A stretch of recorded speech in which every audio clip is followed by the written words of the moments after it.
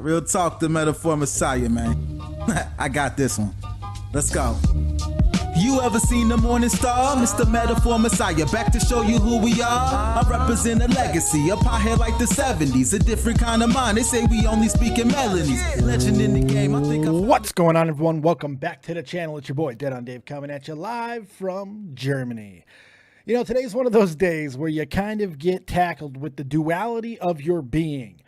You see, our regularly scheduled Tuesday show, the YouTube Roundup, with the porcelain doll beautiful Faye Bell, could not go on. She had some stuff to do with the family, so I was left with a conundrum, a choice, an option, all kinds of different things, what I could do today. What was it going to be? Well, through a series of polls and other things, I decided, hey, it was probably going to be Skyrim. Skyrim just seemed to win. Everybody wanted to see it, so I was like, okay, we'll do Skyrim. And then I watched the Casey Neistat video. A lot of people were telling me to watch it throughout the day. They said it was very interesting. Some people were telling me that it was bad. There were some people who were angry with it. There were some people that had a lot of different opinions on it, and they were like, you should watch it. I was like, I don't know. Don't really want to watch it all that much. I mean, at least not yet. I'm not doing a YouTube show today. Screw it. Let's just do something else. Well, then I sat down and watched it, and I'm really, really glad that I did, because the reality is, before we say anything else about this situation, we need people speaking up. Not me, not Tommy C, not anybody who doesn't matter. We need these guys at 8 million, 9 million, 10 million and above speaking out, speaking up, getting their opinions out there, because it matters. It's important.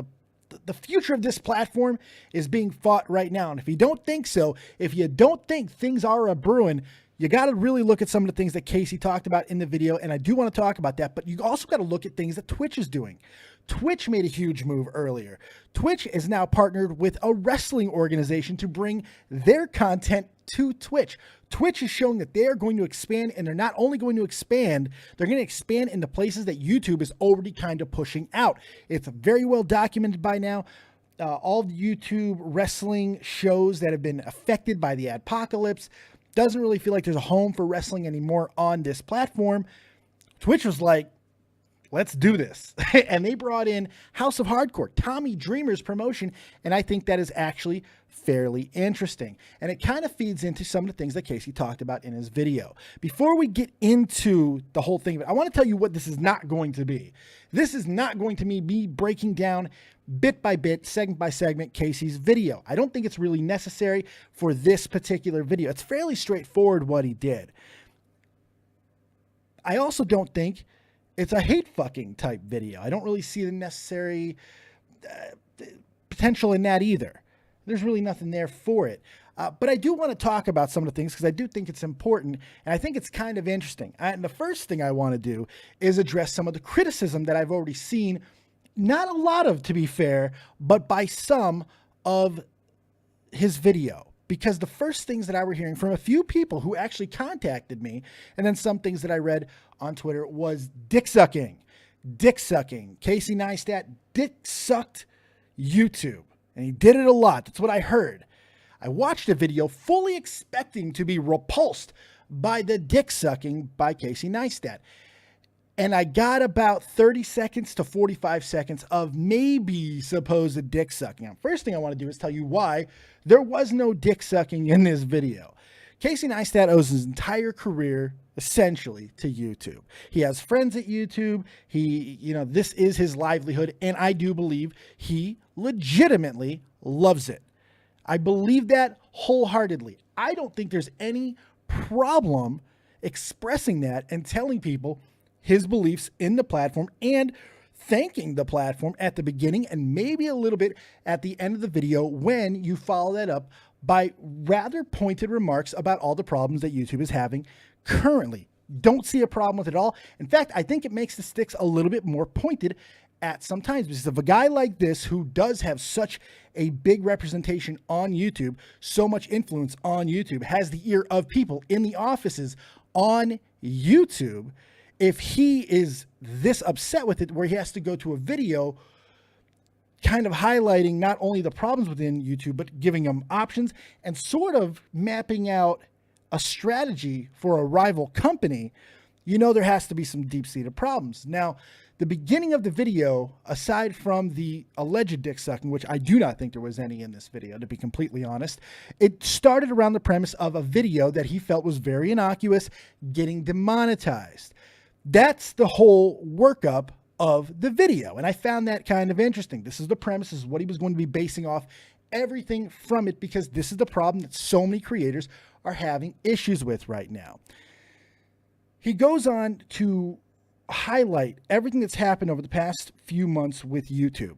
And he's gone over the apocalypse and different ways of how it affects people and things of the like.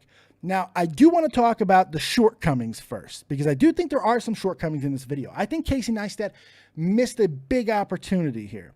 What Casey did was he showed how YouTube works in his way, how he feels YouTube works. And to highlight that, he used a very dumbed down, almost borderline condescending diagram with a little frowny face on the back of the paper to illustrate what YouTube is and what YouTube does.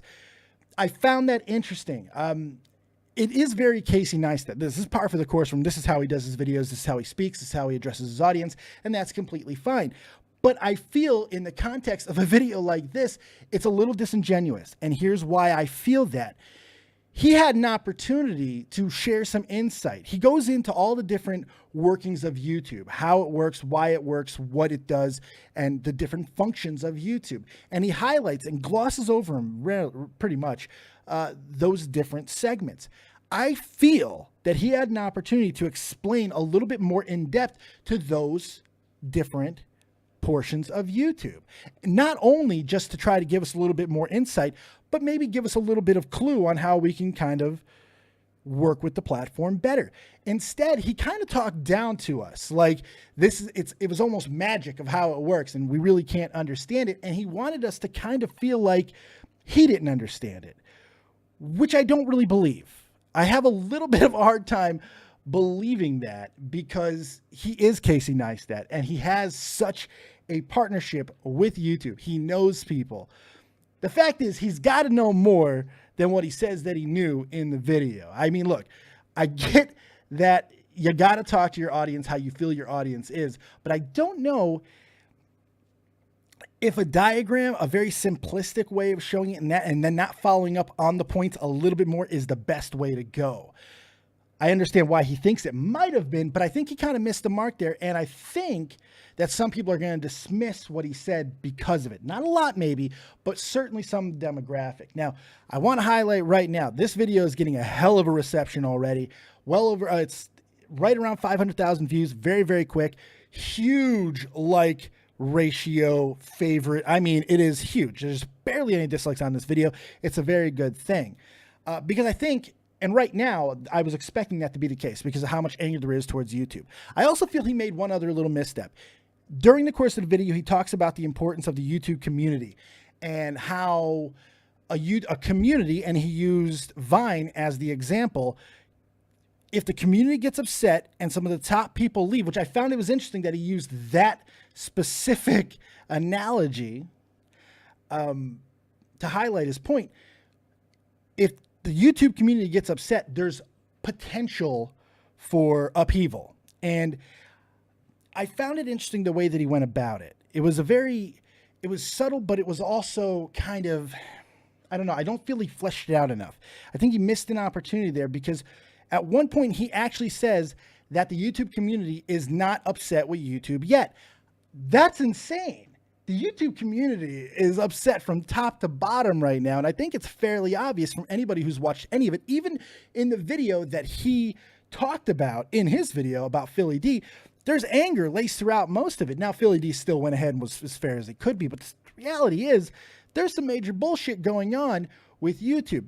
One thing I think that Casey certainly did succeed on, though, was giving YouTube the benefit of the doubt with the Jimmy Kimmel situation. His specific problem with YouTube not more than 10 days ago. He wasn't very happy with the fact that he couldn't do something and a bigger corporate partner of YouTube could, which I think is absolutely fair. But he goes on in the video to talk about why this may have happened. Not really more of how it may have happened. Really, he told us how it happened.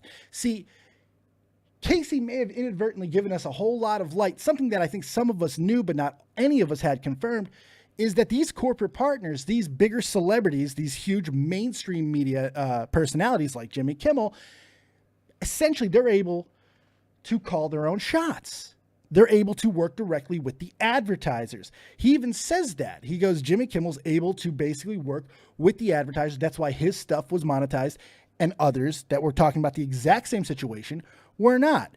That's fair enough. And then Casey did the best thing that he could have done in the entire fucking video. It really was. He basically said the same thing that I've said and other people have said for a long time. There's problems with this, of course, but what he said was, give everybody that option. Give us the tools as creators to talk, maybe even negotiate with certain amount of advertisers to bring them to our videos. Because the reality is, to punish everybody for something that happened with the mainstream media attacking YouTube because of advertiser stuff and risque content is ridiculous. You should not ever punish everybody for something that a minority is really doing. It's not fair, it's not right, and it's really only hurting the people that is bringing you to the dance. So I kind of like that he pointed that out, because it is important that something change. Something has to change, because this isn't working.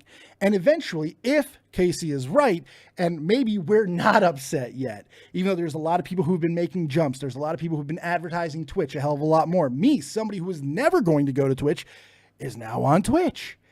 And, you know, if they're not angry now, let's say he's right, and they're not angry enough now, it ain't going to take that much longer. It's only going to take a couple more of these incidents to really piss off some of the big top dogs to make this a situation where he was talking about in the video where some discord could actually happen.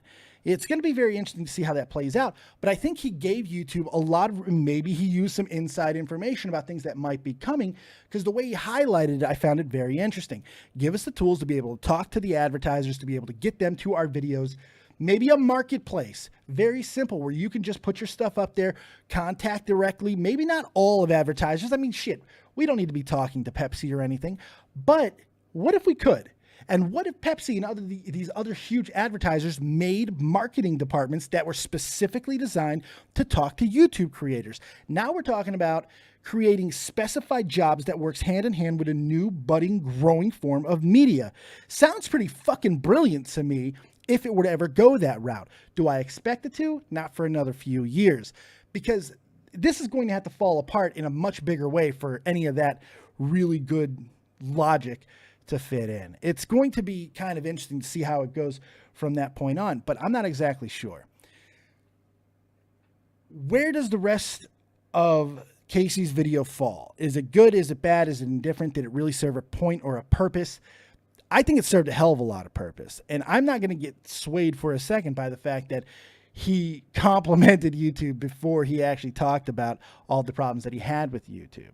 I don't think that's fair to Casey. I don't think it's fair to us watching. I think it's kind of dismissive, and it's that whole dick-sucking fucking argument that I think is just kind of, it's only there. It's a shut-up method. Not to use Tommy C's vernacular, but it is a shut-up method. No, we can't listen to what Casey's saying because he's sucking their dick.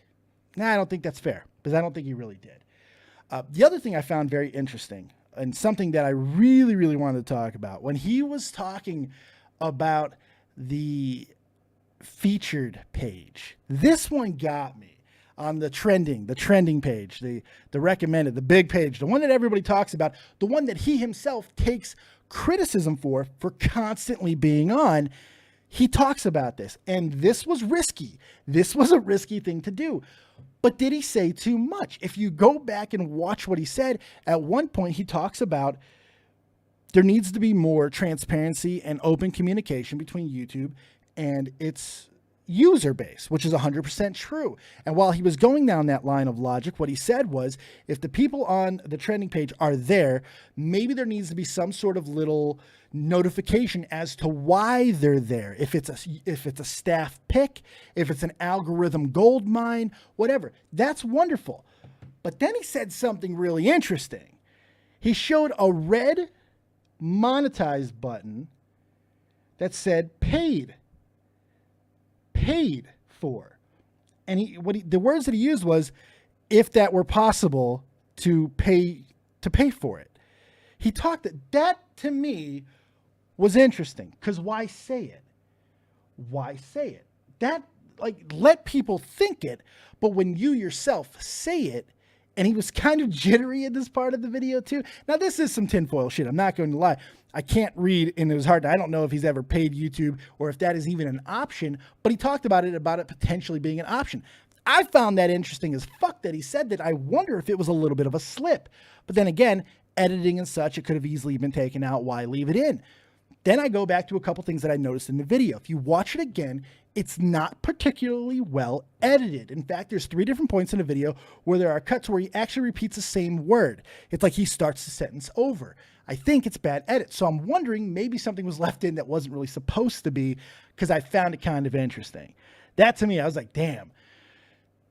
Did he just say something? Did he just talk about paying for the rights to be on the trending page, which is something that a lot of people have been accused of, and there would be a lot of anger if it was ever fucking confirmed, because it changes the game. It skews, the whole system is rigged to the people who can afford to get themselves on the trending page. I think that was his only real big misstep in the entire video, even if you can call it that, because I think there's some reading into it that has to be done to figure out if it's a serious slip up or not. I really don't know. But I do find it quite interesting about some of the things that he said. He kind of walked to the line a few times of really hammering YouTube, and then he pulls back and tries to be fair. But he didn't really pull a lot of punches when it came to the big points of his personal displeasure. And I think how he ended the video was probably his best dig. Some people said the end of the video, he kind of went back to the cocksucking of YouTube, which I still don't believe that he did, because he directly followed it up with a story about how his video has now been remonetized. And instead of just saying, thank you, YouTube, or anything of that nature, what he said was, and this is what I found really interesting, is, you cost me money because you fucked up. That is something that needs to be the highlight of the video, because this whole monetization thing really can be summed up with this.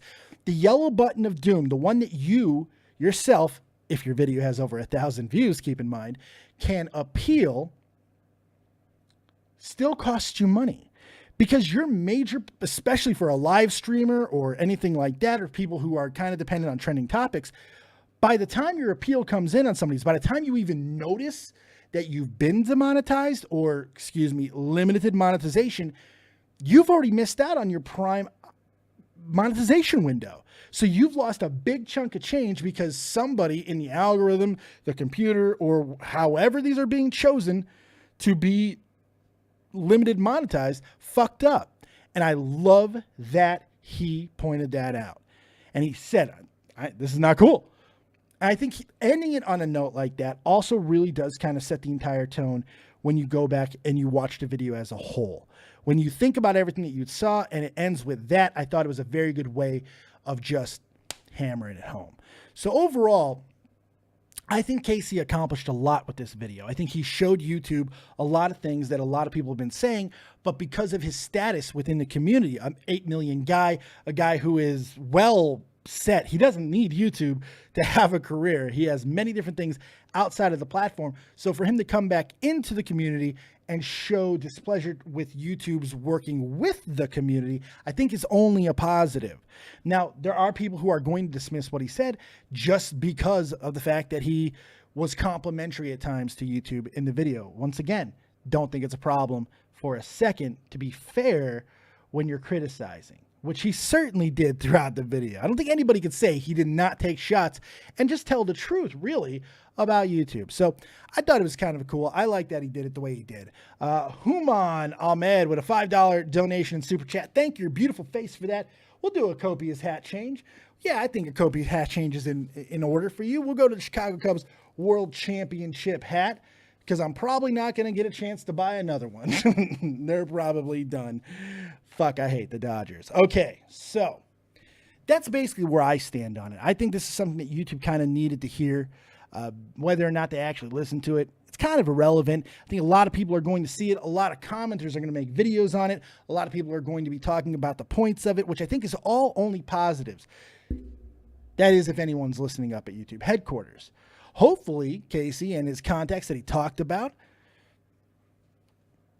is actually going to make some sort of difference. Now, Lord Vega, dude, the Casey Neistat was bullshit. He doesn't actually care until he got hit. You might be right about that, but that doesn't necessarily mean that he doesn't care. I mean, look, the counterpoint that I would make to that is, why would he care if he got hit anyway? The dude is made outside of YouTube. It's not like he needs YouTube to make a living. So him getting hit really shouldn't have prompted a response, other than the fact that he's kind of going back to his roots, as far as maybe he does actually care about the platform and he wants it to grow and he wants other people to be able to succeed just the way that he did. I'm going to choose to give him a little bit of that benefit rather than just saying it should be completely dismissed because he only made a video after his own video was hit. And really, considering that his video was remonetized, he didn't have to upload the motherfucker. But he still did, and he still took a really well fucking pointed dig at the end of the video that he didn't have to do. So I don't know. I don't know if that's really a fair critique in that regards. And I can't see in his heart to know exactly if he fucking if he cares or not. I don't know if it really matters. Change it to the Pikachu hat. Jesus Christ. You know, I didn't even have to give you the Copious hat change. You didn't specify what you wanted. Good Lord. Fine. Now I gotta be an asshole in a Pikachu hat talking about something somewhat serious. So, all right. That's basically all I have. I don't really have a whole hell of a lot more. I want to really hear from you guys. Like I said, I was not going to take this video apart piece by piece. There's really no point in doing that to me. I think anything else is kind of overkill. So that's where I stand. I want to know what you guys think. Let's get into my Discord, waiting to call. Mods, go ahead and throw that link in the chat. It's also in the description box. Get in the waiting call. I'll bring you up one at a time. First guy that I saw in there, even before the show started, was this man, John Oliver, or I'm sorry, Critical Mess. You're live with Dead on Dave. What do you got? So a lot of Casey Neistat's videos get put on trending. What about this one? Do you think this one will be, or you did it? Nah, probably not. I don't know. They're not going to put it on trending. That would be interesting. What did you think? Now, I think that was one of the most important things that he said in the entire video. It was the trending thing. Because he talked about it, because this is something that he constantly gets beaten up for. You know, everyone's always like, why the fuck is Casey Neistat always on the trending page? He addressed it when he really didn't have to, because it was only going to give him some more criticism. What did you think of that little thing about where he threw in about buying his way or buying your way? He didn't say he ever did it, but if the ability existed, which I found really funny the way he worded it, do you think that that is something that actually exists? And do you think he himself is doing it? Okay, so prior to this, I don't think we've really seen that much evidence to show that things have been bought. Though you have seen like trailers and things like that being on trending. And you think like these things have probably been paid for. And I think that this, what Casey Neistat said, I think that is kind of confirmation that this actually exists. Right. I think he probably has a lot of inside information, and like he understands that some of this stuff is picked by the people at YouTube, some of it's generated by the algorithm, and some of it is just paid for. Right. I think you can kind of see this with the iDubbbz video. In a lot of places, iDubbbz's content cop was #1 on trending. Very true. But then in places where it was more curated, like America especially, it got taken off trending. Yes, it did. Like in the UK specifically, it was #1 trending, and then it got taken down for a bit, and it was completely gone. And then, like, a few days later, a video with Boy in a Band in it, the guy who created the diss track with iDubbbz, with like, barely any views compared to the iDubbbz video, was still on trending, even though it came out at the same time. It's definitely moderated by people. Well, yeah, sure. And I like the fact that he talked about how the transparency part of it, where just putting a little button. But again, I think he could have made the exact same point without referencing the fact that there is a possibility of paid advertisement, because really that only puts a bullseye on his back in the situation, because a lot of people think that's how he gets on there anyway. But I do like the idea of showing people, because more information in this situation is never a bad thing. Showing people why it's on trending. If it's a staff pick, if it's algorithm, if it's an algorithm gold mine, whatever it is. But I just found it interesting. I mean, like, why reference that? So that was, and thank you very much for the donation, Tobes. I appreciate that, buddy. And Jack Skeleton for you, pally boy. But I don't know if it's necessarily a confirmation, though. There's so much. I think it is. I think he. You knows think it's a wink lot and a more than nod? he You puts think on. you think it's his way I of think just, it is. yeah. Because he's saying that like there's 3 different ways you get onto trending. Mhm. One of them is paid for. Well, And he didn't I say don't that. He didn't believe say so. that. He didn't say that. What he I think he heavily implies it. but he said the possibility. He stumbled over his words. I just want to I want to do it fair justice. I don't want to sit here and say that's what he said, because it's not what he said. What he said was, or if it's paid, and he stumbled over the way he said it. He goes, or if it's paid, if that possibility exists. That, to me, the way he worded it was interesting, because it could be a wink and a nod, but it's not necessarily. And I think you have to give him the benefit of the doubt, at least until we know a little bit more. But certainly we can continue to feel that people are buying their way on, because it's probably true. But I don't know if Casey Neistat could be the one to be credited with blowing the whistle. That's what I don't want to be taken away from the video. You know what I mean? Yeah, I guess so. He's not 100% confirmed it, but he has kind of teased that exists. The thing is, I think one of the main points he tried to make in the video was definitely about the whole community. Yes. And the thing is about YouTube, it's like I've been actively watching YouTube videos for like almost like a decade now. Right. And around this time, they've never really had a major competition. It's only recently, in the past like 5 years, you've had Twitch emerging. Yeah. And from what I've seen, like Twitch really seems to give a shit about the creators, because they're trying to get people into their platform. Yeah. Whereas the entire time that YouTube has been a platform where anyone can be partnered, they've not given a shit about anyone. They've not given anyone information, and they've just treated everyone like absolute shit. Well, and complacency. That's complacency. Yeah. That's really all that is. It's when you're the top dog and you really don't see anybody being able to challenge you, and you have more money than goddamn Jesus.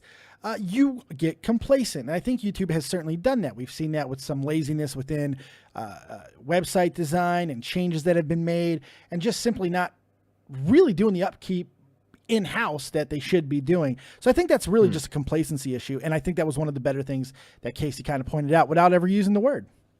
Yeah, I'm really glad that Twitch exists. Like, I do too. So many things have been implemented because Twitch exists. Think about it. You've had a super chat this episode. That wouldn't have happened if Twitch didn't exist. Very, very true. Oh, well, I mean, because and that I do like. I do like that YouTube has made certain adjustments, because they're not stupid. They just kind of don't care sometimes, but they're certainly not stupid. Yeah. They see the writing on the wall. And if Twitch continues to do what they're doing, where they're taking YouTube's own creators who are now going over to Twitch and do, like even I did. I was never going to Twitch, but now I'm there, and guess what? I fucking love it. Hopefully I'm within a week of getting my affiliation button. That means I'm going to be able to make more money. I'm telling you this, like 6 subs a month, 7 subs a month, 10, I think 10 subs a month will actually get me over what I make off monetization off YouTube. So what reason do I have to continue to make videos on YouTube? I don't. I have no fucking reason. I'm almost 100% donation based at this point. But if I have more of an opportunity to make money off of the subscriptions because I'm an affiliate on Twitch, well, I might spend more time there. So it's interesting. Fuck you, Super Toads. Just saying. I think that's a very good point. Like, so I think a lot of people have spent a lot of time building their audiences on YouTube. So it kind of takes a lot for someone to decide to go over to another platform. But if something's like saying like you'll get more money, you'll get a bigger audience, it's like, why not? And YouTube is really losing out in that respect. Like you mentioned earlier, the whole WWE thing. They just pushed out WWE. They pushed out all now wrestling. They're going to Twitch. Well, WWE still has a pretty good presence on YouTube, mainly because they probably paid for their right to be there. That was probably the coolest thing that Casey did, was shine light on the whole Jimmy Kimmel thing. And he kind of retracted his beef. He's like, okay, he was able to buy his ads straight from the advertiser, and then he was like, well, that's great. Why can't the rest of us do it? Because that would fix a lot of problems if we had an ability to talk to the advertisers ourselves, or at least have a marketplace. Maybe these bigger sponsorship companies would create some sort of a media outlet to be able to specifically talk with YouTubers, have a certain amount of budget where they'd be able to talk. That fixes 95% of the issues that are going on within YouTube right fucking now. And he addressed that, and I like that. Yeah, I think that's definitely a very good point. I think if people are just able to find their own advertisers, then they won't face the yellow button of death for their channel. Sure. And I think that's a huge, huge thing. And I like that he did that.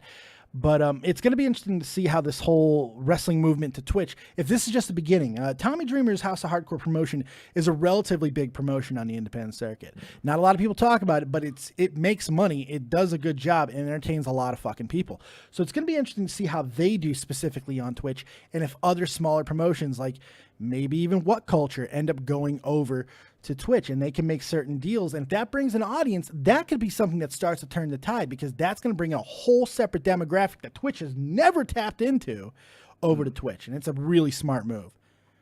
So I think what Twitch is doing is really good, but the main problem with Twitch is that it's for exclusively live streaming stuff. Yeah. If they were to expand into like more video on demand stuff, which Amazon has, Amazon has the money to do it. They do.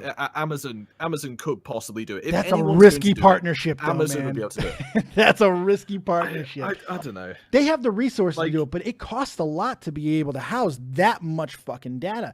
And I know a little bit about this because for those who don't know, I've actually been podcasting for about 6 years. 3 years I've only been on YouTube. Before that, I was paying sites like Podbean and fucking Podomatic and things like that to put my podcast on, and I paid them for space. Space ain't fucking cheap, son.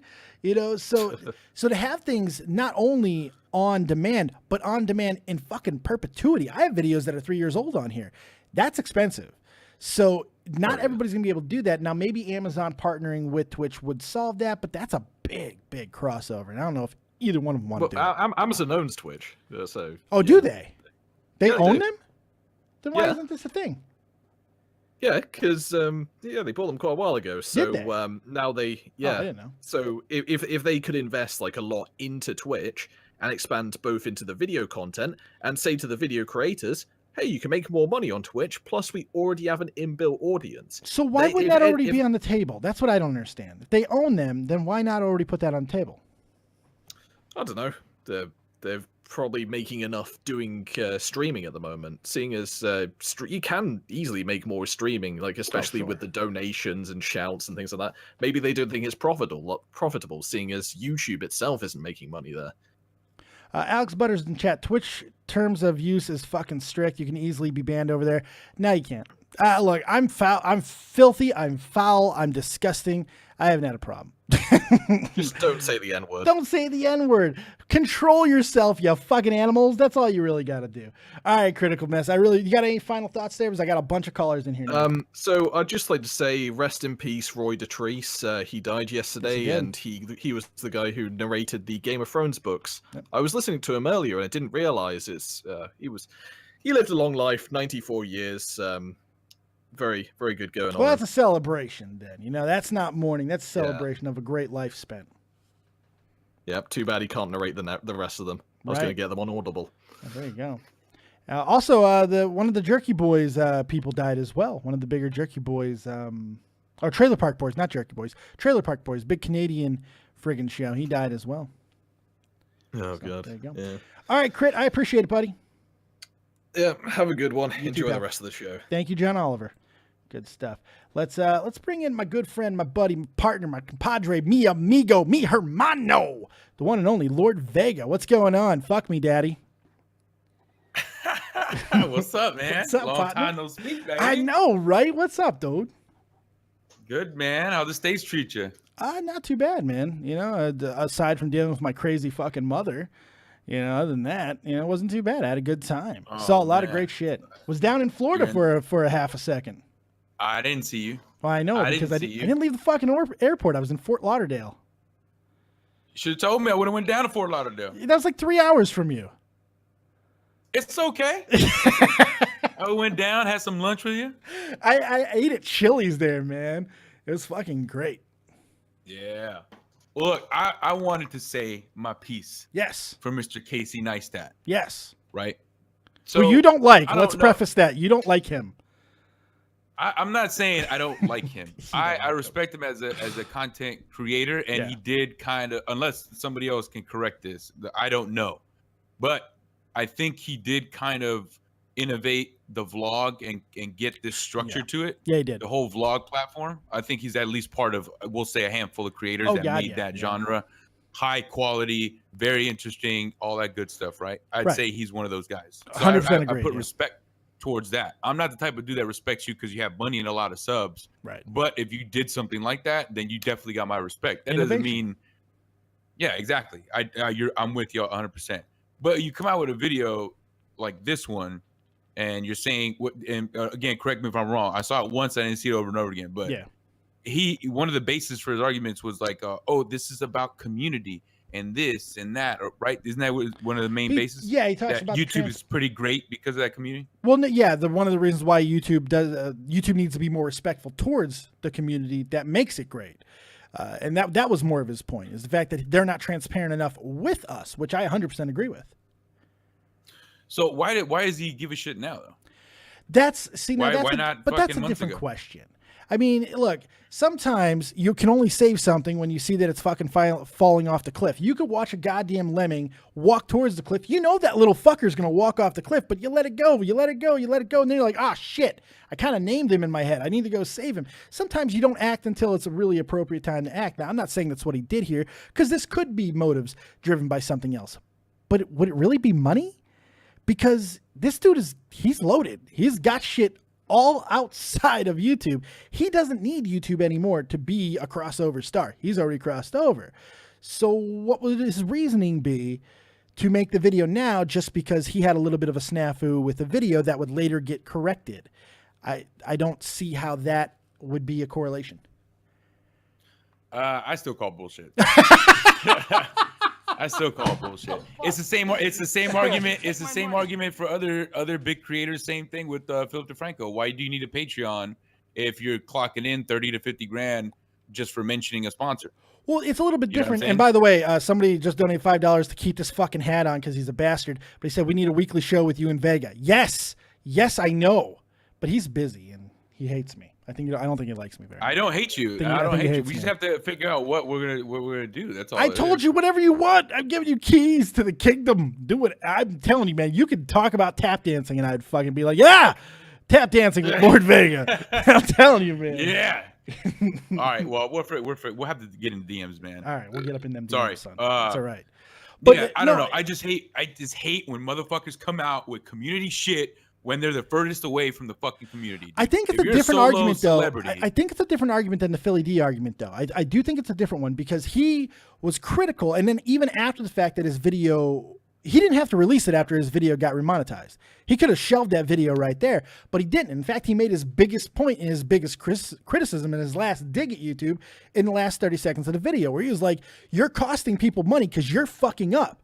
You guys are fucking this up for monetization for everybody. That helps us, so I can't really take that as a negative. I don't care what his motivations are, because he said the things that needed to be said, and he said it in a pointed manner. So who the fuck cares why he said it? That's where I am with it. I see what you're saying. Yeah. I see what you're saying. I still don't give a fuck because it's like the YouTube, and I think everybody's been saying this shit for a while. I know how I have. Yeah. Even before I put my foot anywhere close in the community, like as a person in it, that does stuff, that creates things, right? When I was a fan, it was the same thing. Sporadically, the clown schedule has hit me. You are on the clown schedule now, man. I am on the clown schedule. Holy shit! Oliver Dunn rubbed off on you, son. I know. Well, anyway, but with his deal. To me anyway, I think the future of the platform was if they would have doubled down on the community with the subscribers and the viewers and the actual creators as a whole, it would have brought the community tighter together. You would have been proud to be a YouTuber instead of people even venturing off to do other things. I think you venturing off to do, I think we talked about this on the podcast that never aired, but my point on that podcast was I don't like that whole division. If you say it from the get-go, hey, I'm using YouTube as a platform. I think I use Bionic Pig as a good example, right? He said from the get-go, I'm trying to use this as a stepping stone to get into a good music career. Yeah. You know, maybe have a career. Once you say that, all bets are off as far as like you and your community. You have a time limit. But doesn't that only become into play if you leave the platform, which he hasn't done? You know, he's put himself back into the platform. He does his daily vlogs again. Yes, he left for a little while, but he is back doing the daily vlogs, and it seems to be doing it for a reason because I believe him, by the way. I believe he loves this platform. I do.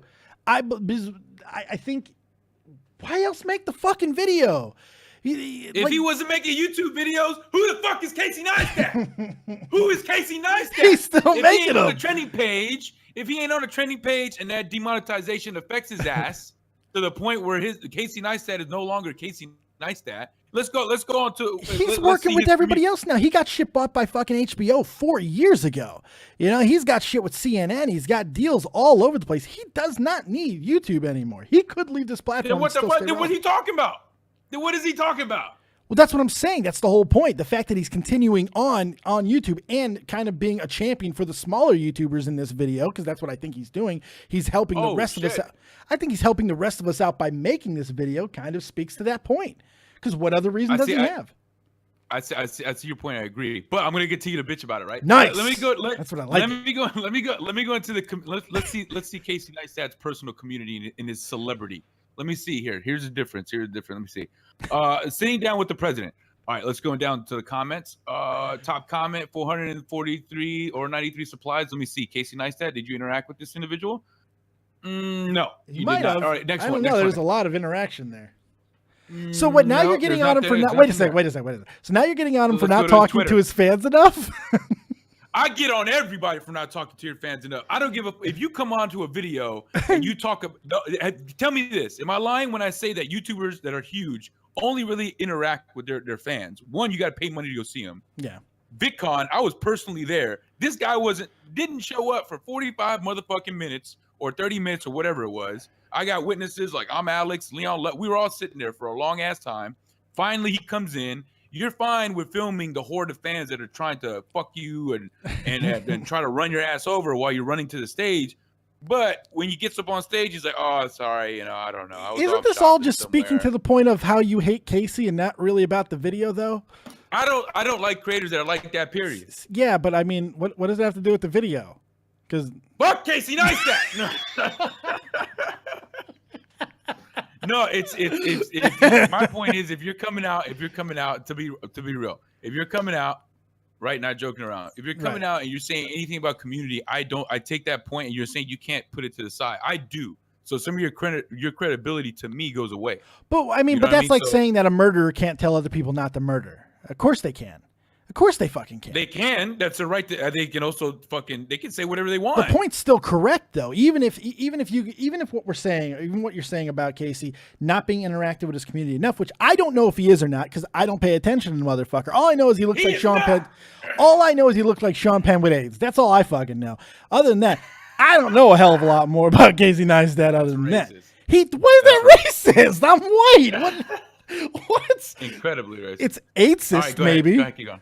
I don't know, but keep going. I don't know. You derailed me, you asshole. I'm sorry. What? So I did. That's what I do. I derail, baby. You derailer. I don't know where I was going with that, but I don't know. Final points. Final thoughts. You said that murderers can say. Well, yeah, I think that because the point. Okay, yeah, that's what I was saying. That's right. Even if I don't know if he has enough interaction with his fan base or not. I don't know. I can't personally tell you that. I know you feel he doesn't, but I don't know, so I can't speak to that point. What I can say, even if it was for me personally, if this video is made and it makes a difference for all the other YouTubers that are underneath him, well, then what the fuck is the problem? What's a good way to bring up the community as well? Like bring smaller content creators to the forefront besides saying something like this. Has he done anything like for the community? I think he's helped some people out that are smaller than him. As he shouted them out. I think he's worked. I think he's done some collabs with people. Yeah, I think Casey's done some stuff. He showcased small creators. I don't know if that's his responsibility. He's not a showcaser. He's a vlogger. I don't know if that's his responsibility necessarily to do that. There's many different. What you're saying is there's many different ways to do that he has the power to do. He can dedicate 30 seconds of a clip and change one individual's life. He could and bring that person up. Doesn't need to. And I don't think it's necessarily. It doesn't need to. I don't think it necessarily has any bearing on when he calls out YouTube. I don't think that has any bearing on that. I think it's a different argument altogether. That's part of the whole process, though, isn't it? Not for this video. If you're talking about community. I'm not. This is not putting Casey Neistat on trial. This is basically just talking about this individual video and whether or not it has any credence to it, which is the only point that I care about, because I don't care about Casey Neistat all that much as long as he's trying to help me here in this situation. I understand what you're saying. If you want to put him on trial as far as if he's a good person, if he's good for the community as a whole because he does a lot of stuff, I can't speak to that. Speedy Bird, who, by the way, is a goddamn wealth of information, says he does a lot of collabs. So maybe your point is dead right fucking there. I'm just saying. I don't know. Speedy Bird, how somebody banned this person. She slapped you. From the chat. No, I'm just kidding. Slapped it. Donna Danny, I find it kind of annoying that big YouTubers don't acknowledge the problems of YouTube until it affects them. Preach on! Not 100% true, though. I mean, like Casey spoke before. Right wait. I don't think it gets highlighted until that situation happens. But I know a lot of YouTubers have PewDiePie fucking talked about it before he even had the situation with the goddamn mainstream media. He did this long before that even happened. So, I mean, a lot of people do. It just doesn't get a lot. I fucking hate Super Tobes. God damn it, these headphones. I'm about to fucking kill myself. God damn it. Oh, you're breaking up for me. God damn it. I'm going to break these headphones. Yeah. All right, Vega. Anything? Final thoughts? Casey Neistat. Well, thank you for making the video, Casey Neistat. Appreciate you. Appreciate you doing what you're doing. I fucking love Vega, man. You need to be more interactive with your people and be more interactive with the community before you bring them up as a point. That's my point. I think I don't know if he hasn't been. I don't know if he hasn't been. I'm not sure. That's horse shit. I don't know if he hasn't. And you know it. I don't know. I don't know. That's my point. I don't know it. Dead on, Dave. You're not very dead on today. I don't know. I think I'm more dead on than you. I think. Oh, that's bullshit. I beat you up. I think I beat you up a little bit. The chat says I'm correct. I don't think the chat says. I don't think they said that. I don't think they said that. Preach on, Vega. Look at that. Vega needs to stream PUBG. What? Okay. And Vega's happy hour. All right. Thank you very much for having me on. Love you, Dave. I love you too, buddy. Glad you're back, buddy. Thanks, man. I appreciate it. I can't wait to see what you do with Catch 33 in 2018. Yeah, I'm trying to learn something that I don't really know to try to pull it off. Hopefully it does work, but it's a lot of hours of watching something. So kick ass, dude. Good luck, buddy. All right, man. Talk to you later. Good stuff. Let's continue on and go to, I think Luke Thomas has been in here the longest. Let's bring in Luke Thomas. You're live with Dead on Dave. What do you got? What's up, man? Let's crack a lacking, dude. I just wanted to touch on a point of paying for the recommended or the trending. That does make a lot of sense to me because if you look at the iDubbbz video, it more than triples on there for past 2 days. It definitely makes sense. It makes sense, and I think a lot of people have felt that it was true for a very long time. I just found it interesting that Casey Neistat, who has been accused of it, brought it up in his video in kind of the only part of the video where he stumbled. So, I mean, did he give a wink and a nod? Did he let us know that that's the reason for it happened? If so, why leave it in? What was the reason for doing it? That's the most interesting part to me. One of the most. I really think it was a wink and a nod, man, because as you said, he kind of struggled, seemed like he was a little bit uncomfortable. He did. And he stumbled on his words a lot. But why leave it in?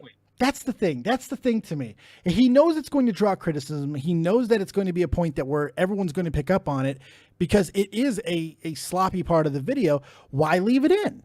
He could easily took it out. I mean, he added something in at the end of the video after his video was already remonetized. So why not take out that part that made him kind of look suspect? Unless he wanted to, which I think is fair. He very well could have. But what's the point of that? Considering he's the one who gets the criticism of doing it. So I don't know. It's a weird one for me. Like, it feels like there's reasons for him to do it, but there's more reasons for him not to do it. But I don't know. Oh, let me ask you this, Dave. Yeah. Say if he was just straight up out in front with what? Let's just say he said it, right? Now, how many people do you think is going to start researching it? I think a lot of people at the top. I think that it would get a lot of people's attention. You know, if he confirmed it. I mean, but then again, earlier in the video, he used a very dumbed down way of explaining YouTube instead of using his personal experiences with YouTube to give us greater insight, which I thought was a shortcoming of the video. I feel he could have, and this is one of those points as well, where he could have used his personal experiences within YouTube and the people that he knows to be able to explain a little bit more heavily of why the things happened, the different sectors of YouTube that he pointed out in that little really condescending fucking diagram that he used. Why not do that more other than trying to hide stuff? I just felt it was a really weak part of the video. I didn't like that he did it like that. I didn't like it either, but I will, and this is a conspiracy theory. Sure, but put on tinfoil. Tommy, whistleblower, I think, in YouTube right now, and in probably history of YouTube, has always been PewDiePie. So I'm thinking he's hoping someone at the top will pick up this and expose it. But he knows people. That's the thing. Casey, even by his own admission, knows people at the top. He knows people within YouTube. So either this is his way of being rebellious towards YouTube, or it's a way of trying to calm down the masses to help YouTube. And I really don't know which. And PewDiePie has been just as cloak and daggerish in the way that he's taken shots at YouTube, never really going as hard hitting as he probably should have been at times where it could have helped a majority of people. He always used a wink and a nod to do it. I don't know if Casey was just doing the same thing. It's a tough one. Well, I don't know, because I think PewDiePie has grown maybe more bold in this because oh sure, lately especially, yeah. It affected iDubbbz because of that video, right? Yeah, it did. No, Pewds, for a long time, Pewds was a line tower. He stayed on that YouTube line for a long fucking time until he saw a reason not to. Until he grew so big where he realized he really didn't need to do that anymore. And even then, he's had opportunities to kind of make a bigger impact and either walk away if he's even able, which we're not even sure that he is at this fucking point. But there's a lot of things that I think he could have done that he didn't do. And if we're going to kind of crucify Casey for the same thing, I think it's only fair to bring that up since that was the reference point, you know? And yeah, no, I'm not going to try to crucify Casey Neistat. I think what he did was kind of brings to light some things with YouTube that has previously just been hinted at. Right. I think that's a really good move that he did kind of cloak and dagger hint at it. Yep. He's not as big. But he is influential. He may not, he's not as big as PewDiePie. He's only 8 million subs, but Casey Neistat has fucking sway. He's got stroke. He influences. He is a fucking legitimate influencer. So I do think that's where he does kind of get into it. So I don't know. Final thoughts, Mr. Luke Thomas? No, I really have no final thoughts. I have one final question, though. Hit me. You were making that video, and you knew what he knew. How do you think you would organize the video? How would you put it down? Would you be more cloak and dagger, or would you just go at it? I think the biggest criticism that you can make of Casey Neistat is the fact that he talked about transparency so much throughout the video, but yet he didn't be transparent in his own dealings with YouTube as far as his own experiences. Instead, he used a very dumbed down Venn diagram. I think that's the biggest thing. So if I'm going to make this video, I'm going to harp on transparency and communication. I'm going to use my experiences to help other YouTubers and not give them some fucking condescending Venn diagram. I'm going to give them a little bit more. I'm going to give them some tools that they can actually use to try and climb up in the system. I think that's the biggest shortcoming of the video for me, and that's probably what I would have fixed if I were in this situation. But that's ballsy. You got to understand that. That is a ballsy thing to do, because at that point you're going to lose any of the sources that you have at YouTube that might be helping you, and you're also potentially allowing them to change those things, so it may not help anybody anyway. So maybe the only way you could do it is a wink and a nod. I don't know, man. It really is a tough one. I don't have that much to lose. He does. Yes, he is, like I've said a couple times throughout this show, he is self-made outside of YouTube. He can go outside and be perfectly fine financially. He may not be the influencer that he is within the community, but he certainly could live and live fucking well. But do you want to risk it? Still, it is still a hit. So I don't know. It's a tough one. Yeah, Speedy Bird says he explains everything with stupid diagrams, though. That's Casey. That's what I said earlier in the show, to be fair. I said he did it in a this is what he always does, so kind of give him a little bit of credit. But I think if there's one time that you can go away from it, it would be here. When you're talking about transparency, I think this is the one time where you can go away from your status quo. But yeah, I said that earlier in this very show. I know he does that, and that is his style, but still. All right, man. I appreciate the call, buddy. All right, I'll catch you later, Dave. Take it easy, Lukey Dookie. Take it easy.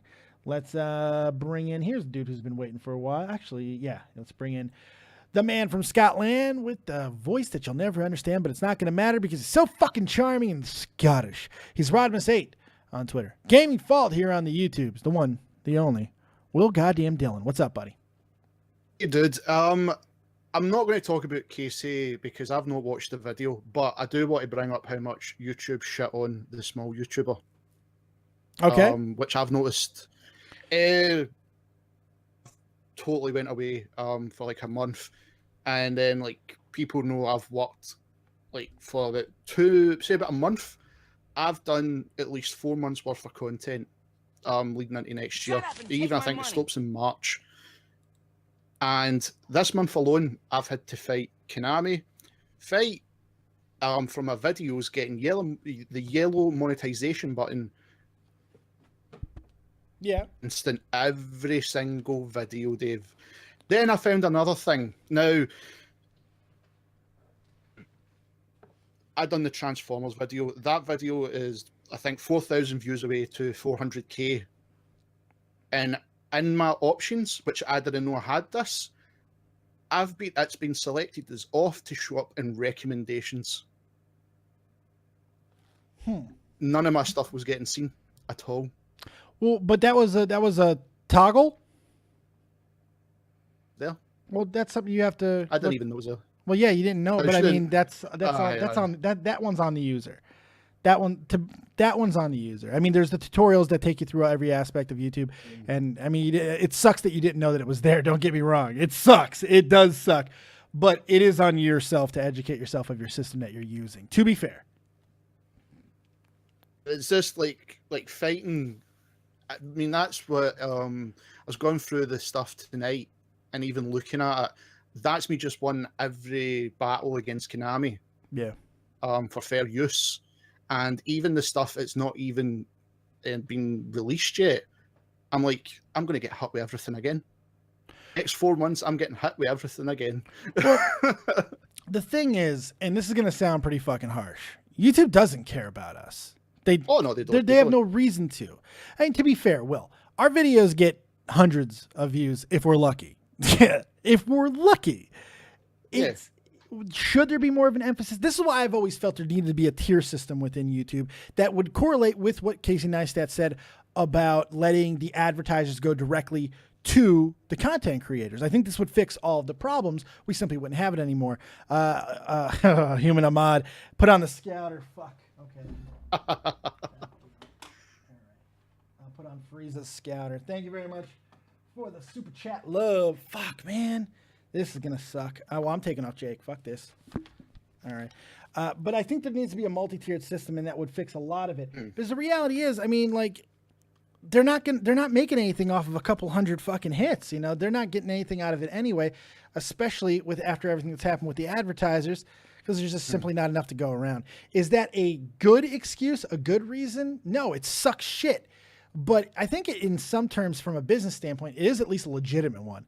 Is it right to fuck over your user base? No, of course not. But again, there's a lot of fucking people on YouTube, man.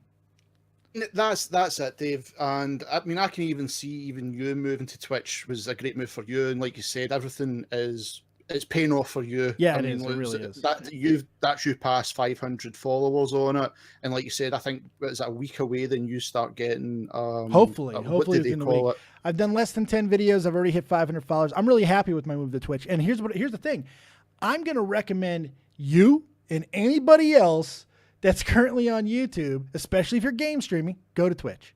Go to fucking Twitch. There's no reason to be here anymore. If you are if you're under 10,000 subs, let alone under 1,000 subs, move to fucking Twitch. Keep your YouTube open, keep your options open, because more revenue streams, the better. But Twitch is a better fucking option for streamers in general. And the only reason why I stay here is because radio content is really not all that prominent on Twitch, and it's barely prominent here. But you know, I've built something here, and I kind of want to keep that. That's the only thing. That's the only thing that stopped me, Dave, because I've not done the streaming for a while. And I wanted to go back to making like my old style video, where it's like, okay, let's break everything into parts, 20 minutes, using the correct tags, doing all that stuff. Even stealing Tommy's gank your tags type of thing. Yeah. So it was like putting all that stuff in, and then right, okay, this year alone, kicking off everything, you hit the 700 subs, right? Okay, let's try and see if we can keep going on, because I like the like say for talk's sake, you wanted to watch the Silent Hill 2 series, you can go back and watch the Silent Hill 2, and that was the only thing. It scared me with Twitch. Can everybody see the complete story to follow it instead of like maybe 2 hours of gameplay? That was the only thing. It's more for streaming anyway, to be fair. You know, that's the thing is, and this is going to sound a little fucked up, I'm not going to lie, but just because you do everything right, just because you tag correctly, does not necessarily mean you're ever going to hit the algorithm. There's no fucking way that you can know it. Mainly, and this comes back to the point that Casey, I think, made better than any of his other points, was transparency. We need more tools to know what we're doing right or wrong. We need to know these things. It's important. And here's the thing. It helps us. It helps them. My money. Fuck you fucking Tobes, you goddamn dick lick. God fucking damn it. I hate my life, and I hate everybody around me. Ugh. All right. Thank you for your donation. What hat is he making you wear? Because I've got you paused. I'm back on Jack's skeleton a lot, and it just, my ears are just awful. But, you know, it's an interesting thing. And here's another thing. As Luke Garrett guy says, you can record streams. Like, this is a very good point. If I wanted to, what I could do on XSplit, and I think you could do it on OBS, is while you're recording or while you're streaming live, you can locally record your content and then upload it to YouTube later if you so desire. You know? I mean, it's just one of the things, like, even the monetization, Dave, I don't even care about it anymore. Right. It's just like, there's nothing there. I'm not fussed about that. Like, my goal is like 1,000 subs. So if I've hit 1,000 subs, I'm happy. That's me. I'm happy. I don't care about anything else. It's extra. But the rest, it's like, fuck. It's just, you're fighting every step of the way as a small YouTuber, and no matter what, like, okay, like, try not to swear in it. And it's like, I think even my Cuphead video today got hot with it. And I'm like, what the fuck? I don't know why. So I was just like, no, what? I'm not even appealing them. Like you say, I think you said if it's like 1,000 views or something. Yeah, you can't even appeal. You can't even appeal anything unless it's hit 1,000 views, which to an extent I understand, because here's the thing: it's pennies if it's under 1,000. Put on the puffed hat. God damn it! Thank you, human. Come on. Well, at least this one's better than the last shit. All right, stay puffed up in this thing. Man's very Scottish. True, Vega. You are true. very Scottish. It's just, it's a difficult thing, because it's like you want the problem is when you start talking about it in those terms, you almost sound entitled. And I mean, everybody does when they talk about it. It's like, man, I'm doing all these things. Why ain't I making my money? But the problem is, you know, if your videos aren't getting a whole hell of a lot of hits, well, who's making money anyway? Certainly not YouTube. The fact is, and I'm going to go back to this, and still why I stay on YouTube and why I like YouTube, is the fact that all my shit is cataloged for free. I've never paid a dime to YouTube, not a single dime, and everything that I've ever done that I've been proud of is still on YouTube, categorized, fucking organized, and there. I like that. That is not cheap, man. Like I've said before, podcasting, that's just audio. Dave. I paid for space. You know what I mean? Yeah. No, Dave, I totally agree, because that's why I love it still. Is like I said, if you wanted to go back and watch the full Silent Hill 2 game, you can go back and watch the complete Silent Hill 2 game, and that's why I love it still. Do I care about everything else? No, because there's just no point. So I also think it's important. I also think it's really important to look at this from this standpoint as well. YouTube was never a promise for anybody to make millions of dollars off of it. No. YouTube was never meant to be a replacement for careers. In fact, there's a lot of warning off of that. So I think that's why some of the smaller YouTubers please go on deaf ears. Because you're not really supposed to be putting all of your fucking eggs into YouTube anyway. But I don't think there's anything wrong with feeling that you're building your content to get to that point. It's a difficult discussion because that goes back to the whole fucking conversation of what is YouTube. Yeah, like I said, Dave, because I know what you're meaning. It's like there is people out there that would just drop everything. I can make $10,000 by doing this video on X, Y, and Z, and they hope for the best. Yeah. Whereas to me, it was always a hobby. This year's been different because of like the health problems, but it was always a hobby because I was working, so that was my money. Yeah. And when I go back to work, this still will be the hobby. It will never be. This is going to be my job. I think as it should be. I mean, if you hit algorithm gold, or if anything like that, if you're able to build a fan base that helps you out in fucking wonderful ways, then I think that's the dream. You know, $3 donation for you look too comfortable. Bring back. I fucking hate you, Tobes. God fucking damn it! I want you to eat a rancid cock, not a good cock, because you'd enjoy that too much. No. I want it to be rancid. I want it to have fucking, like, just dipped itself in a big batch of yeast infection, okay? That's what I want. Jesus Christ. Oh, Tobes, you're killing them tonight. You're killing them, Tobes. Sucks so much. But I appreciate your money nonetheless. So. All right, well, any final thoughts, my friend? No, Dave, that was it. I think it was just just when we're on like the topic of YouTube, and of course, like he's brought up, like he's bringing up some things he's noticed, and it was like probably the best time I could call in and speak about, like, even if as a small YouTuber, it's like some of the stuff I've seen. Like I said, the toggle, yeah, that is my fault, probably 100%. Yeah, you got to research, buddy. I never knew this button was here. 7 years in this platform, when the fuck did this button show up? But no, the rest is like, shit, you're just constantly fighting, and it's like... it's a struggle, man. It ain't easy. There's no question. It sucks, and you just have to decide if it's for you or not, you know? Yeah, well, that's it. I mean, you just either just keep grinding. That's all it is. The best. Keep grinding. I mean... Fuck Tobes, put on the gay conductor hat. All right, man. What is happening? What the fuck is my show today? What is going on? That's what I want to know. Holy God. Thank you very much. And like me and you, Dave, us two can both agree, like over this last year, like since I've known you, this is like the gateway you need, like you can connect people and how you've met people, and it's like this is everything. Oh God, I've made decent money in donations over the past 6 months. I can't deny that. You guys have seen it. It's happened. And I've done a lot to try and improve things with the channel with that. But what I've made in interpersonal connectivity is so much fucking more. Stay fluffy, come back to the marshmallow. God damn you. Oh, dated rhyme. Different guy. Thank you. The community for me is way more important because I've made fucking shit. All right, hold on.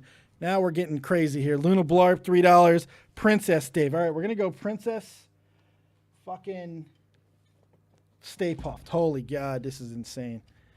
All right, there we go. Princess Stay Puffed. We're going to keep them on for a little while. What the fuck is my life? All right, Jesus Christ. You try to do a serious topic, and look what happens. This is just, now I'm in a fucking tiara and Stay Puffed. Gee, my life. All right, well, thank you so much, buddy.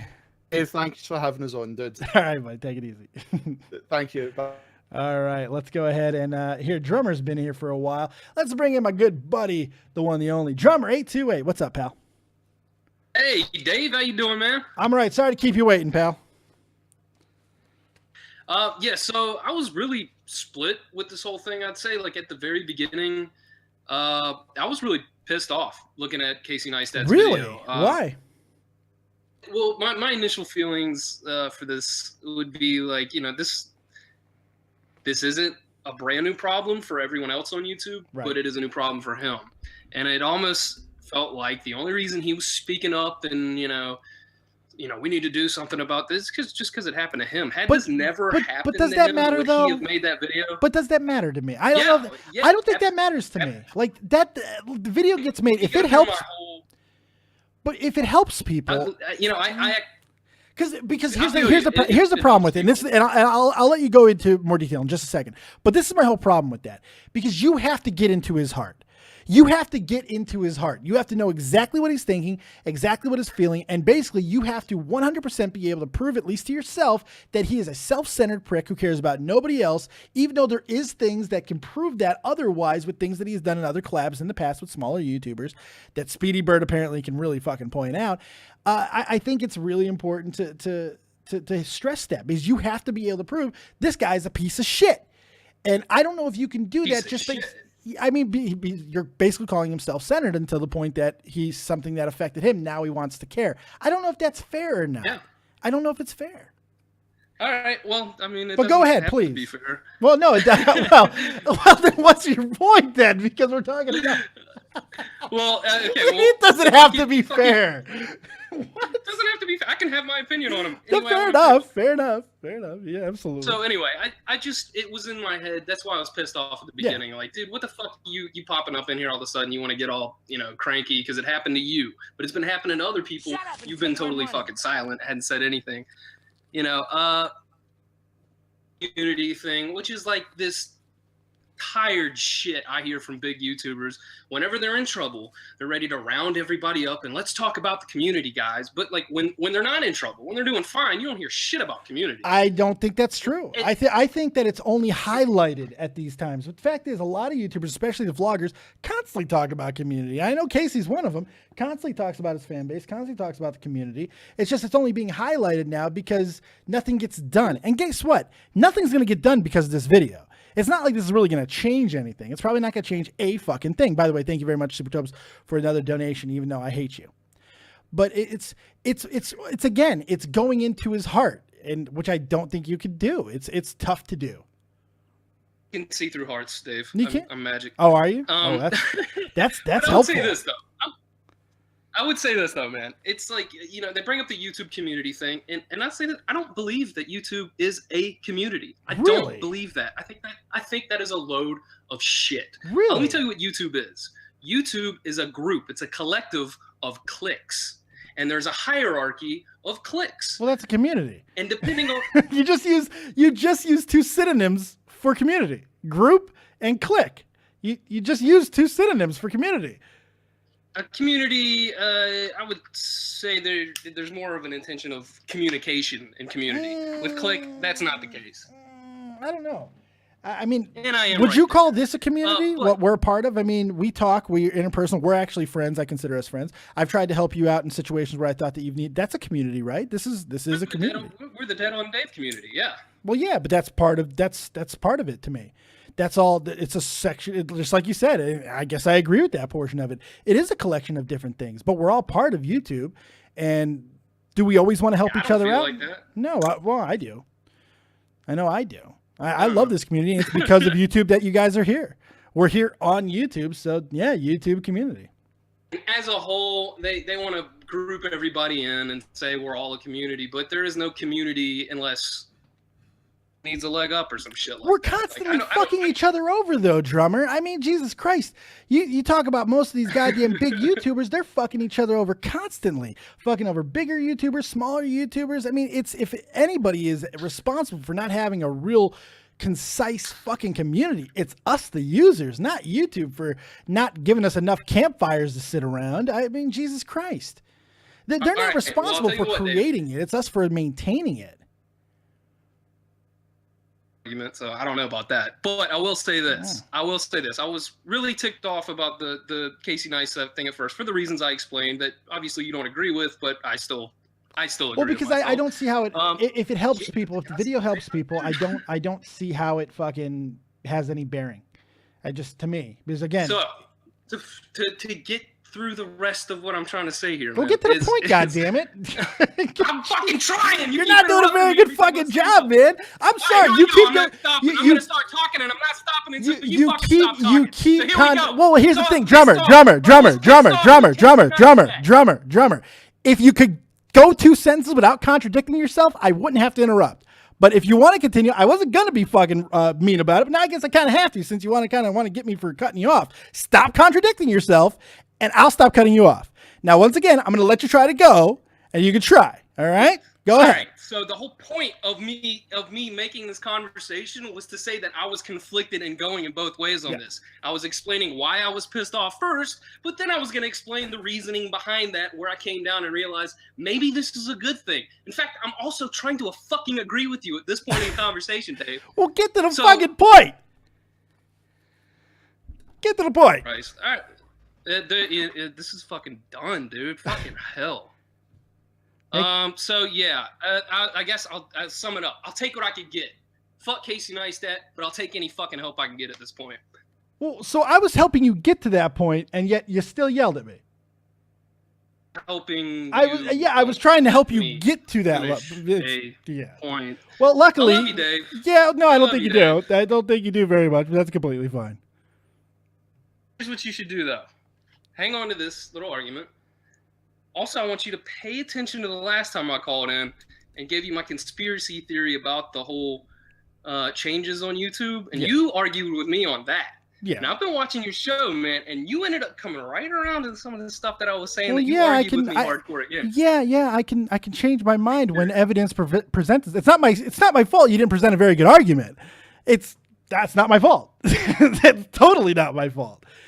But yeah, there are things that do change my mind. There's nothing wrong with that. Hard to convince some people, man.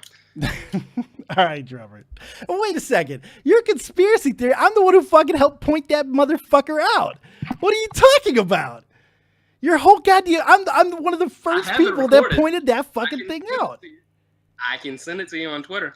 I can send it to you on YouTube. I helped you with that. Clipped. But I helped you with that.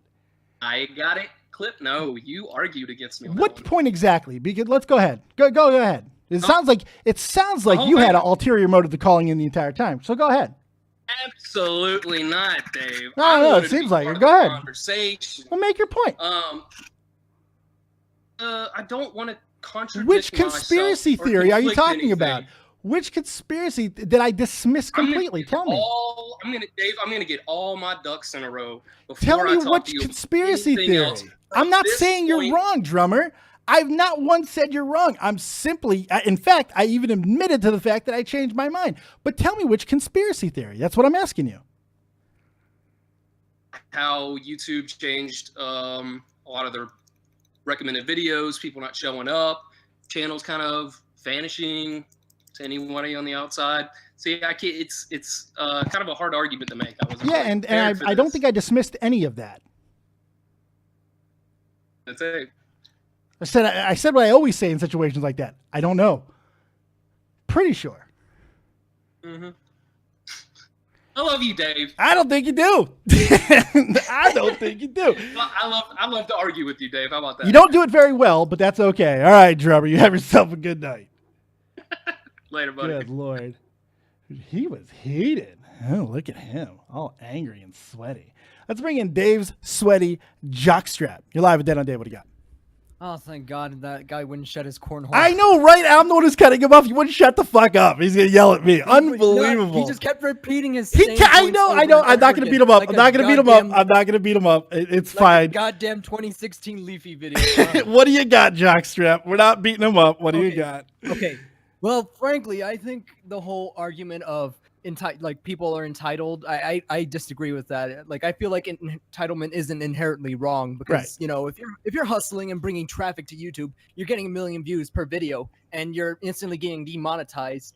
Well, I feel like you have a right to complain. You're putting your effort in and you're bringing them attention and maintaining their site to continue getting traffic. And if you get butt fucked like that, well then who isn't gonna be pissed off? Very good point. Here's a problem I see that a lot of people aren't recognizing. If Casey Neistat just went on full, blast on YouTube and showed everything that they were butt fucking him over, people forget that YouTube is a very public space, and when you're a YouTuber, you run your own business. And if you buttfuck your company just to prove a point, and he decides to leave YouTube because he has options, you think that will reflect well on him when other businesses realize, oh, hey, I'm public. He just blasted all their shit in public and made everybody look like a total ass. Right, Like, it's cutting your nose off to spite your face. Yeah. yes, and despite your face, and that's the problem I keep seeing. People keep saying, "Oh, hey, you know, this whole thing is like, why don't you just stand up to YouTube oligarchy or whatever the fuck they have?" And they don't realize that when you run a YouTube business, unless you're a total retard, you're not gonna present yourself publicly in such a manner where it can endanger your employment other directions. Yeah, no, I think it's important to know. And I think I said something very similar to that earlier on. Is the fact is, if you go ahead and you go full bore and you go full blast and you expose things that you know personally, you are potentially screwing everything up for yourself and other people, because they can always fuck everything up. They can always change the things the points that you're making. So there's always that worry.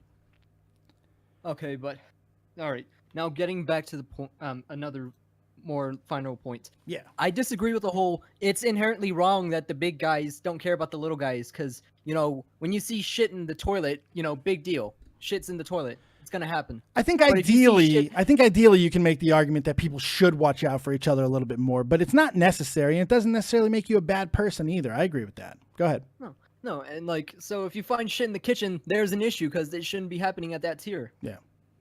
But, and then I also agree with the thing about the tier thing, but there is repercussions to it. Oh, if you sure. bring in a tier system, I mean, YouTube brought in a semi-tier system like a months back. Like they said, you can only get ads if your whole channel as a whole has like what, like 10,000 views as a whole? Yeah.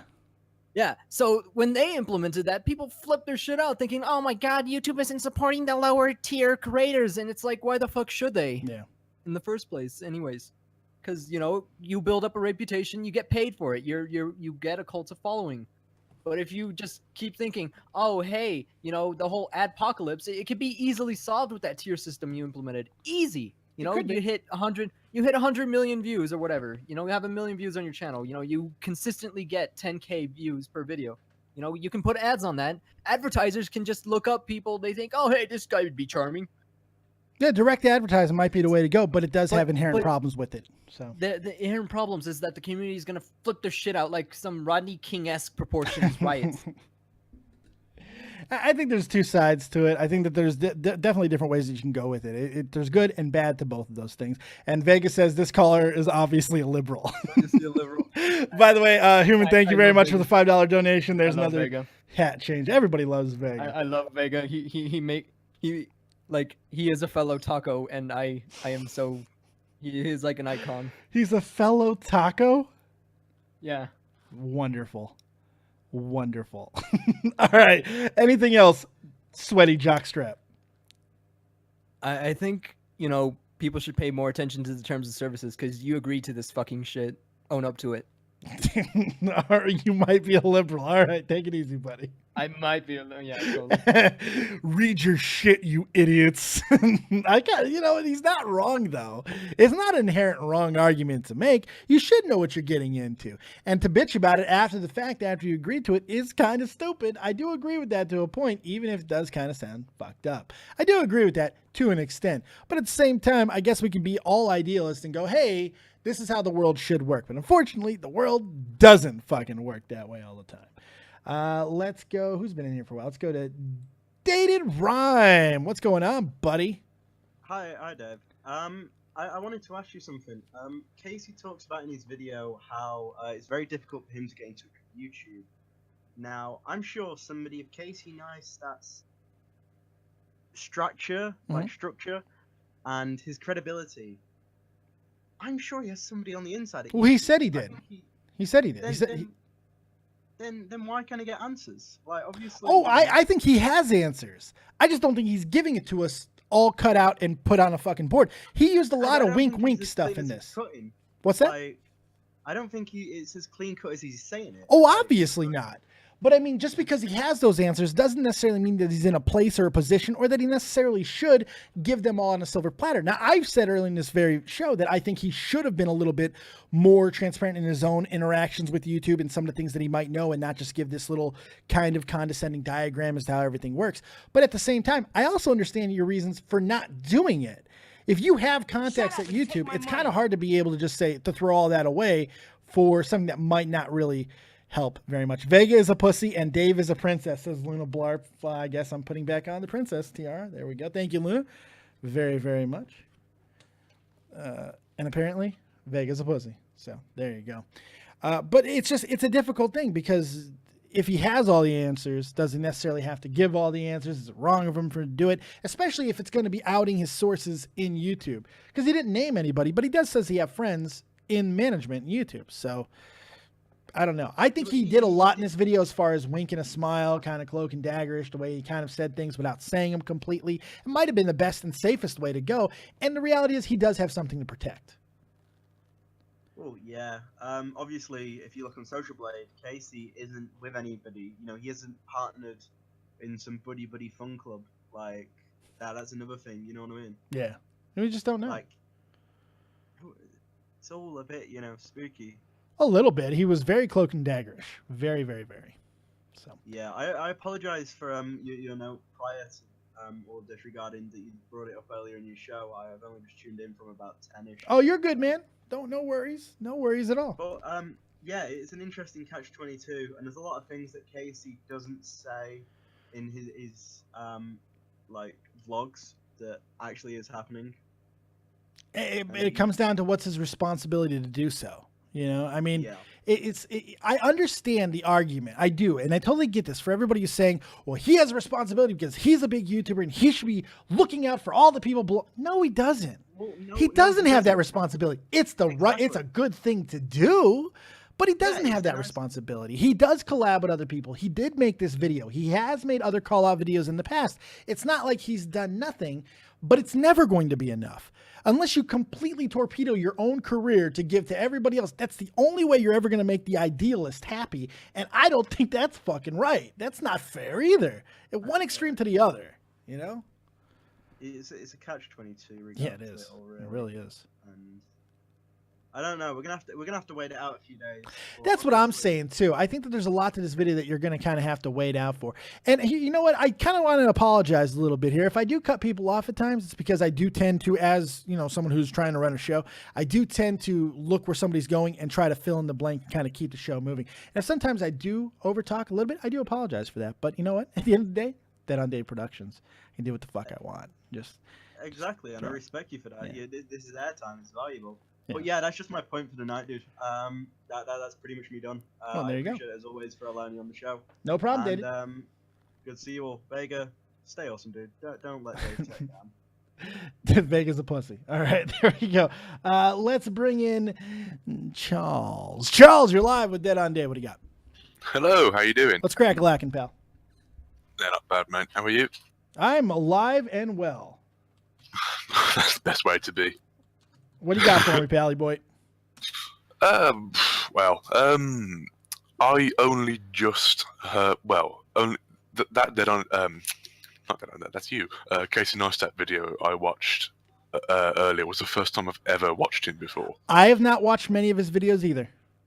But I'm watching it, and it just brought to my attention the fact, that thing you mentioned a couple of calls ago, he said, as we're looking out for himself, it seemed like that to me as well, but I think it comes across that way because he's only just mentioning it. Well, again, I don't know much about him, so I might be getting completely wrong there. But I heard about this whole situation from Philip DeFranco, from one of his videos. So... Well, I want to reference something in the chat real quick. Donna Danny says, but just as PewDiePie has a responsibility as the face of the YouTube, doesn't the big guys who have a voice and connection to higher ups have a responsibility to pass on complaints? Well, he did. And there's no proof to say that he hasn't talked to the people on YouTube and simply just got stonewalled. This may be in his way of rebelling. So I think that there's a little bit of evidence to say that he has done that, but there's no way of saying that he hasn't talked to his friends and said, you know what, this is fucked up. I mean, there's a perception that some people are making that just because of the timing of the video, because something has affected him recently of him making this video, that he's just going, well, I just love my money and fuck everybody until it affects me. We don't know that to be true. We don't know that if he has not used his connections to the people on YouTube to try to make change and he simply got stonewalled. There's no way of knowing. That's a fair point. I agree with that, to be fair. That's what I was going to say. I can see the viewpoint of he's only looking out for himself, right. But I also understand, like you say, we don't know what's going on behind the camera. He could be talking to many people about this. But I think the main issue comes back to the fact that YouTube is sort of playing politics. Well, yeah. Of course they are. But not in they aren't riding the fence as they should be. It's like the advertisers are coming in and saying, hey, we want this to happen. And then the creators are coming in and saying, hang on, doesn't quite work for us.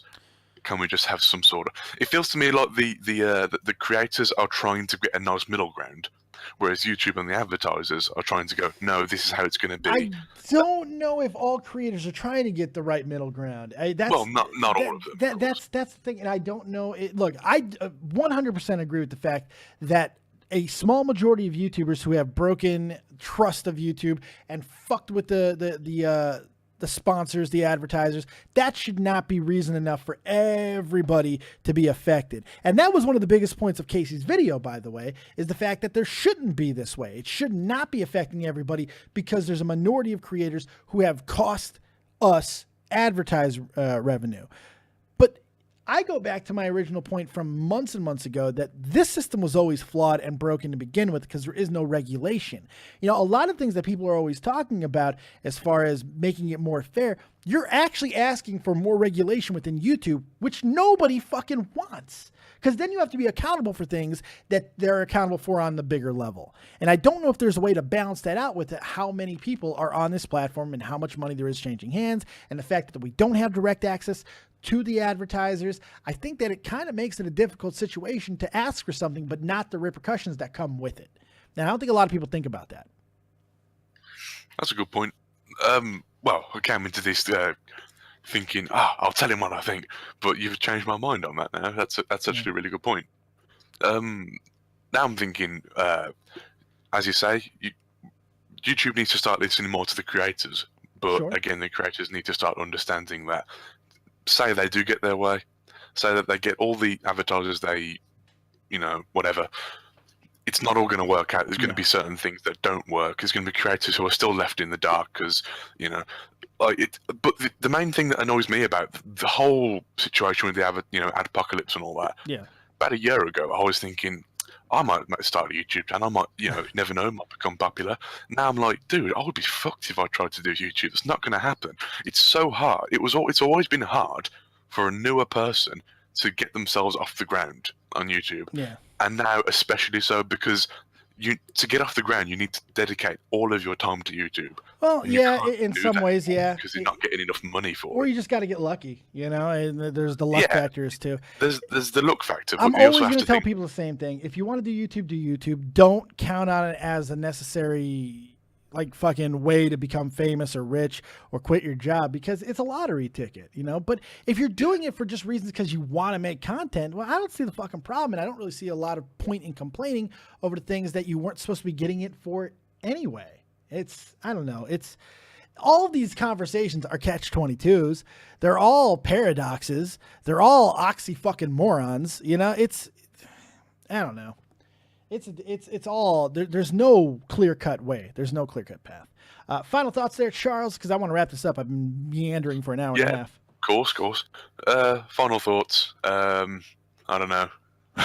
There you go. Thanks for having me. No problem, man. Thanks for calling in. The voice, the voices, the one. The only. Thank you. Charles. Take it easy, buddy.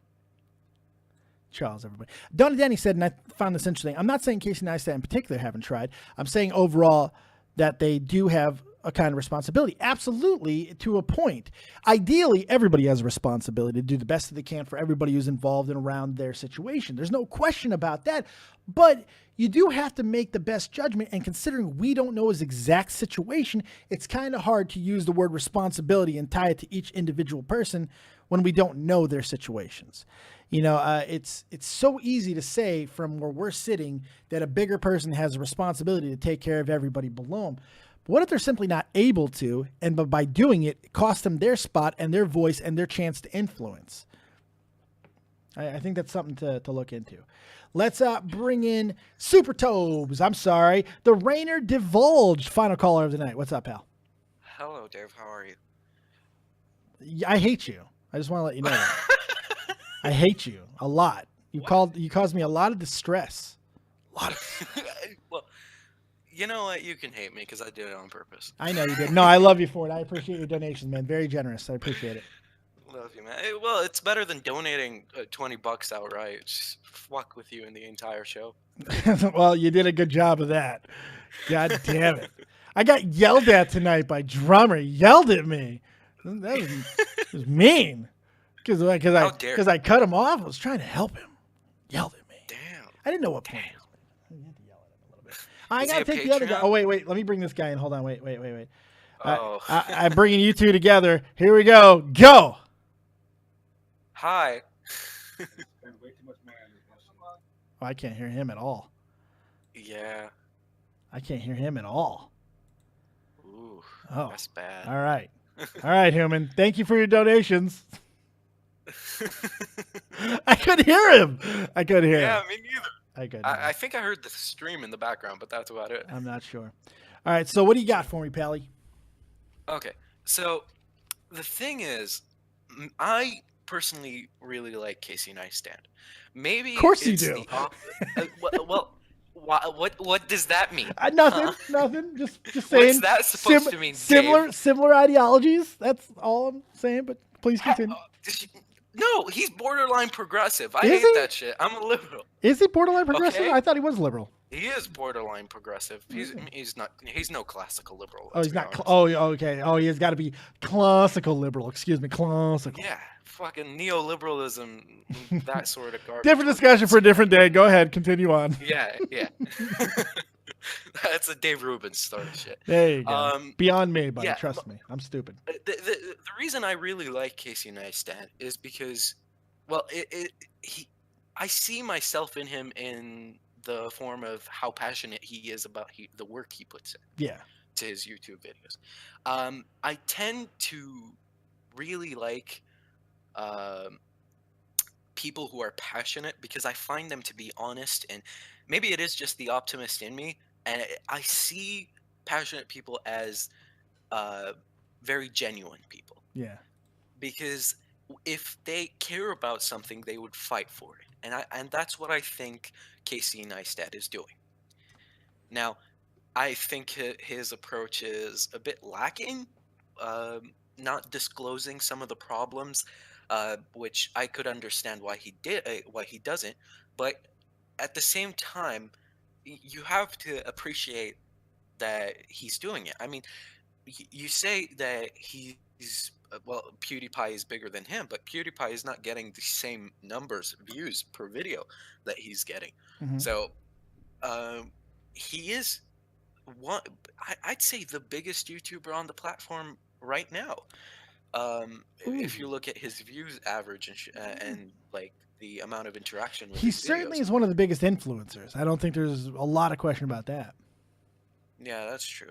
And to see him, to see YouTube's golden boy speak out against YouTube, that's a big sort of that's a big deal. Yeah.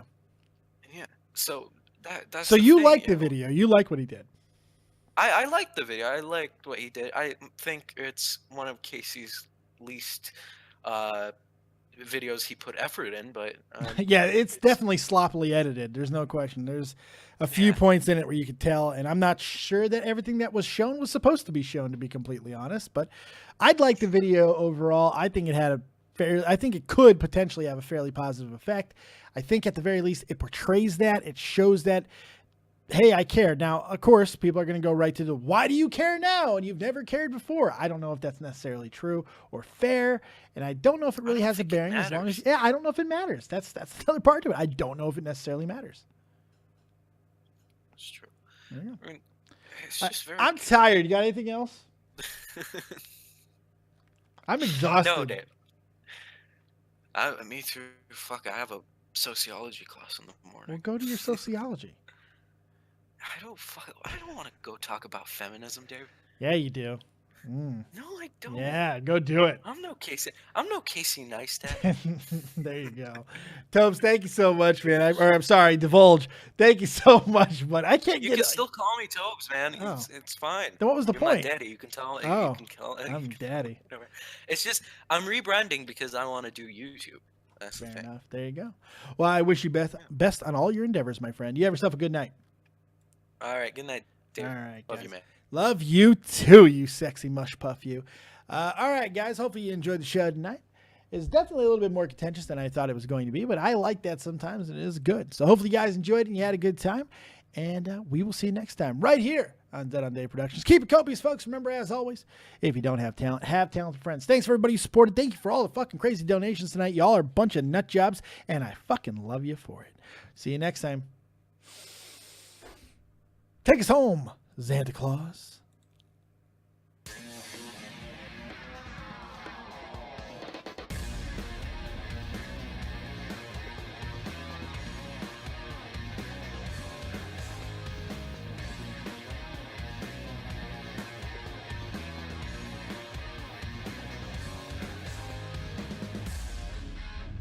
Hey guys, make sure you hit that subscription button.